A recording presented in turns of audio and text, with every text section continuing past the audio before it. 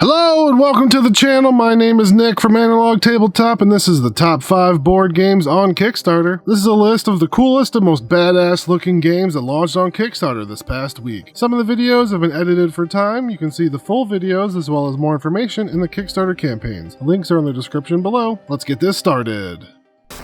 Welcome to Analog Tabletop. Number 5.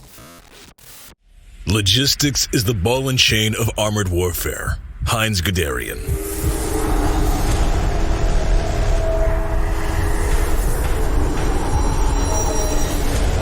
The army has reached the outskirts of Moscow, but time is short. The tanks were replenished with the remaining supplies, but it wasn't enough to break the defenses. The army has marched hundreds of miles through the snow, mud, and barren ground, getting farther away from their supply bases.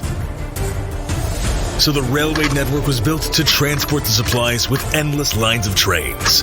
But the enemy has blown the bridges and delayed the transports. So the trucks were used to move the munitions forward. But the front line is still too far, and other armies are approaching Moscow to grab the glory for their commanders. They won't win this race. The munitions will be taken an alternative route, bypassing the blocked tracks. Now the Luftwaffe's help will be crucial to overcome the defenses. But no matter what, they must attack now. This could be the only chance to win the race to Moscow. Plan and execute the largest military campaign in history. Back now at Kickstarter. Coming in at number 5 is 1941, Race to Moscow. This is a logistical war game based on the Western Front campaign of World War II. Learn how to plan and execute the largest military campaign in history on Barbarossa. I don't typically enjoy historical war games. I would rather be fighting orcs with giant dragons or blowing up spaceships with laser beams than real-life armies, but the mechanism of creating a supply chain to arm your units like some train games do is very interesting. Pledge $78 to get a copy. The Kickstarter ends December 11th and plans to deliver by October of 2020. Number 4. The wait is finally over. My name is Clint Bohati, and these are the Necromolds. Mold 'em! Fight 'em! Smash 'em! Recast 'em! Mud muffs by my command. Lost for centuries! Now the spellbooks are back for you to command! Cast and fight monstrous miniature armies. Roll your dice, issue your commands, and smash your enemies into oblivion. The bigger the monster, the more clay it demands. Necromolds is a monster molding, miniature smashing, skirmish wargame, and toy. And we're on Kickstarter because we need your help. The only way Necromolds get made is if we reach our goal. Grand Force, ranged attack. Not so fast. In fact, I might smash. And when your clay dries, create your own one-of-a-kind terrors. Awesome! Mold 'em, fight 'em, smash 'em, recast 'em. You think you can collect all the spellbooks and defeat me? For the last 2 years, I've been designing and playtesting Necromolds to be fun for kids and adults. And we've partnered with Panda Games Manufacturing, who've manufactured games like Root, Wingspan, and Pandemic to make Necromolds a high-quality product. So check out our gameplay videos, look at our pledge levels, and help make Necromolds a smash. Necromolds, the masters in the mold! Number 4 is Necromolds Monster Battles. Mold, fight, and smash monster armies in this unique miniature strategy skirmish tabletop game for all ages. What I like about this game is that it just looks fun. The idea of a miniatures game made out of Play-Doh that you smash when the unit dies is brilliant. The cool factor of this game is out of this world. The molds used to make the monsters look like little spell books, and the artwork on the board is awesome. If I were 8 years old again, I would beg my mom to buy this for me. Pledge $39 to get a copy. The Kickstarter ends December 16th and plans to deliver by June 2020. Number 3.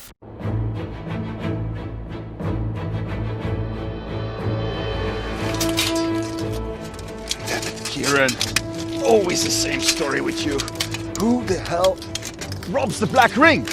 Let me go, you bony lichbag. I mean, if we let him fall, we'll get his loot.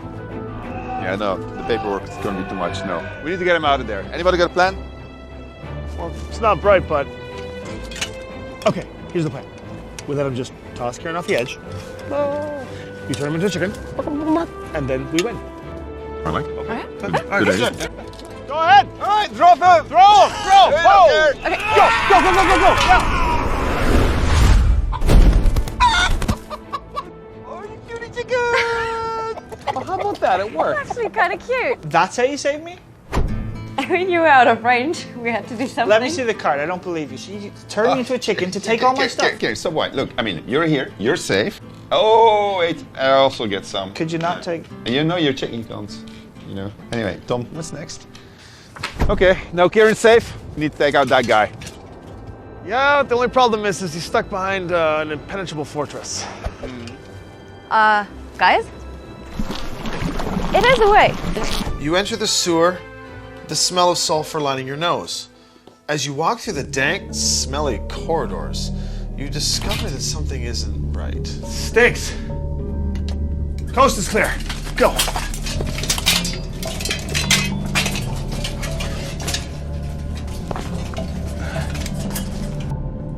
Be very, very careful. There's a black ring here. There could be demons lurking behind every single stone. There could be traps.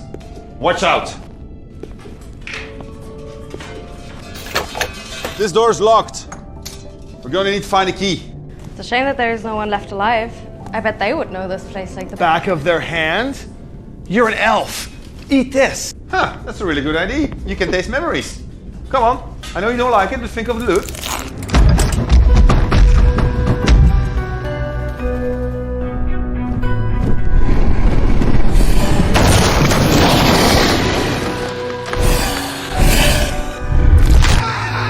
What do you see?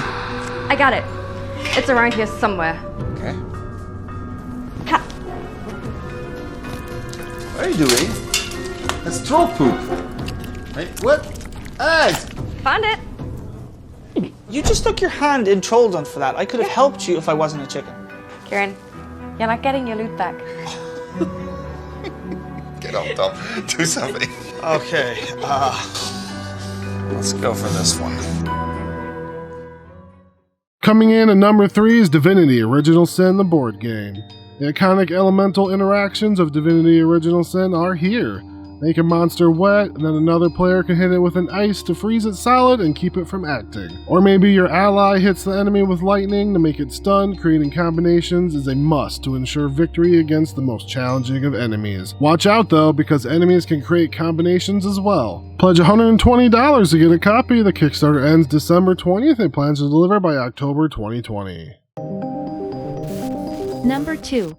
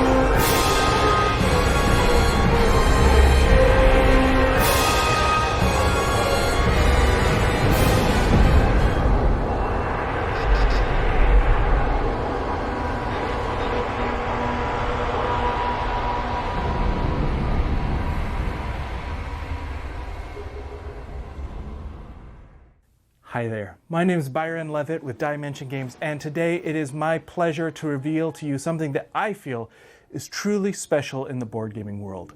This is Dawn of Madness, and if we do our jobs right, it very well may be the first horror board game to actually scare you. In November 2016, Dimension Games' first game, Deep Madness, successfully funded on Kickstarter. The game released a very positive reviews in the summer of 2018 and raised over $4 million across both the first campaign and a successive reprint. In the summer of 2017, it was announced that Deep Madness would have a prequel, a game set in the same universe that would expand on the worlds created in Deep Madness and dive even deeper into the themes of horror, mind, and madness that flooded the first game. Over 2 years later, we are finally ready to bring that game to you, our friends, our backers, and our fellow lovers of horror, the strange, and the surreal. The runner-up this week is Dawn of Madness. As a wanderer who has been ripped from your old reality, you now find yourself in a nightmarish other world, surrounded by things that, while horrifyingly twisted, seem strangely familiar. This is a narrative-driven co-op game that attempts to take horror board games to a new level. I love narrative-driven games that have huge campaigns and detailed miniatures that really take all of the fun of role-playing games and make it as immersive as possible. That's exactly what we have here. Set in a terrifying universe and a prequel game to the publisher's first Kickstarter game, Deep Madness. Pledge $79 to get a copy. The Kickstarter ends December 17th and plans to deliver by October 2021. Honorable mentions. Zoned Out is a light strategy city building game. Build buildings and place tiles to meet the needs of citizens and cover parking lots and abandoned buildings with parks and museums. Alder Quest is a tile placement area control game with a match 3 component. Compete with your guild full of animal heroes and minions at the Great Tree Ariana set forth by the High Councils of Alaron. Hexerei, the Three Witches of Würzburg, is a one versus all combat miniatures game set in an alternate reality 17th century Germany, where witches and the creatures they control are real. You can play as the Hunters or the Witch Coven. Before we get to the pick of the week, if you like our videos, please subscribe to our channel. It really helps us out and it costs you nothing. Pick of the week. The year is 1543. Venice has become a city of masks. The eyes of the Inquisition are everywhere, and if you want to do business, you have to wear disguises. Merchant, politician, benefactor, sinner, whatever it takes to keep the gold flowing. Gold is the blood that keeps Venice alive, but it is information, rumors, secrets, documents, and favors that will keep you alive and out of prison. It doesn't matter how many ducats you have to your name, how highly your apprentices are regarded, or how many friends you have in the Council of 10. If you arouse the Inquisition's suspicion, they will find you, arrest you, and throw away the key. So choose wisely, my friend. Every person you meet, every contract you win, every apprentice you hire, the more your empire will grow, and the more people will be watching, waiting for something to slip. Venice is a game of intrigue and engine building, set during the time of the Venetian Inquisition in the mid-16th century. Players are influential merchants attempting to build their businesses as well as a potential career in politics. Throughout the game, they must navigate canals, visiting buildings where they can buy and sell goods, trade in rumors, build bridges, and increase their influence in the major council. Each turn, a player chooses one of their 2 gondolas and moves it to a new building. Players will activate each of their own assistants as they pass by and promote the assistant on the building where they end their movement, improving its ability for future rounds. But players must be careful which paths they take around the city. Lingering in busy docks and passing by other merchants can result in vicious gossip that will draw the attention of the ever-judgmental Inquisition. When the game draws to a close, the Inquisition will arrest the player who has accumulated the most intrigue, closing their business and taking away any chance of victory. Combining brain-burning Euro mechanisms with a uniquely tense twist, Venice is a must-have for anyone who loves heavy player interaction and challenging gameplay.